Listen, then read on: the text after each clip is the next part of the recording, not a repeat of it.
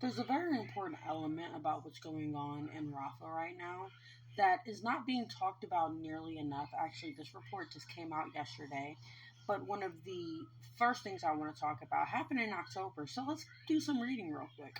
So this right here was around in October.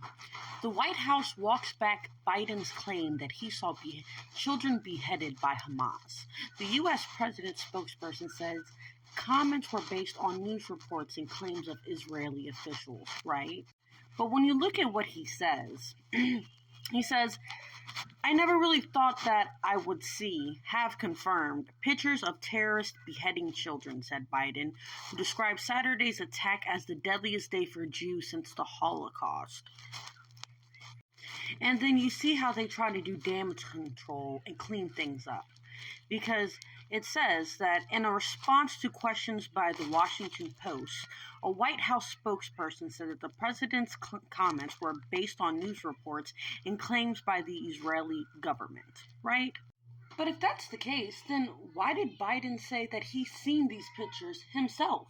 That he has verified pictures that he's seen with his own two eyes of these beheaded children. But now he's just saying that because of information that he got from Israeli forces. Makes sense, right? Now, let's go on to what just came out yesterday, I believe. Oh, and very quickly, a White House spokesperson later clarified that U.S. officials and the president have not seen pictures or confirmed that such reports independently, the Post reported on Wednesday. Now, just yesterday, March 27th, 2024, the Zaka leader Yossi Landu lies collapse on camera. The Jewish extremist responsible for concocting some of the Israel's worst atrocity propaganda about October 7th has admitted that one of his stories about Hamas executing children was untrue. In the interview, he admits, when you look at them and they're burned, you don't know exactly the ages. So you're talking about 18-year-old, 20 years old. You just don't look on the spot to see the ages or something like that. The interview is part of Al Jazeera's new documentary, October 7th, which confirms that Israel itself killed a number of the Israeli dead that day as an electronic intifada has reported all along. And in the documentary, Landu is pressed by producer Richard Sanders to explain the story he repeatedly spread to journalists last year.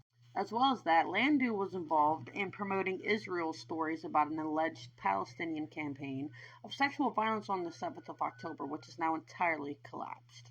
Now, with that last little tidbit right there, let's talk about the fact that it is confirmed that in the hospital where many civilians were trying to, have shelter and seek peace from all the things that are going on right now,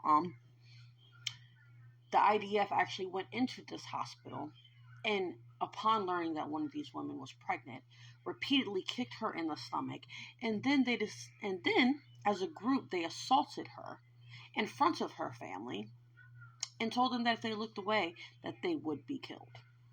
And also keeping in mind that a statement actually came from Netanyahu that even if the entire world, including the USA, actually turns their back on them, they're still going to invade Rafah. Whenever you talk to these political people, whenever you speak to the Israeli people that are for this genocide that is happening, they don't talk about the hostages. They don't talk about wanting peace. The first thing that they talk about almost every single time is the land, the things that they're going to build on this land that they are killing people on. They want to build condos and apartments. So they don't care about the fucking hostages. But this is really just a video to show how deep the propaganda goes to defend a Holocaust that is happening over land. And just how much that our media will go ahead and they will talk about everything else, but they're not going to talk about that. And it's just so funny because that just came out yesterday and everything else that's been going on this week. I'm not even going to go that deep into it right now. But yeah, our own president blatantly lied about seeing beheaded children to justify the mass killing of civilians and innocent men and women and children.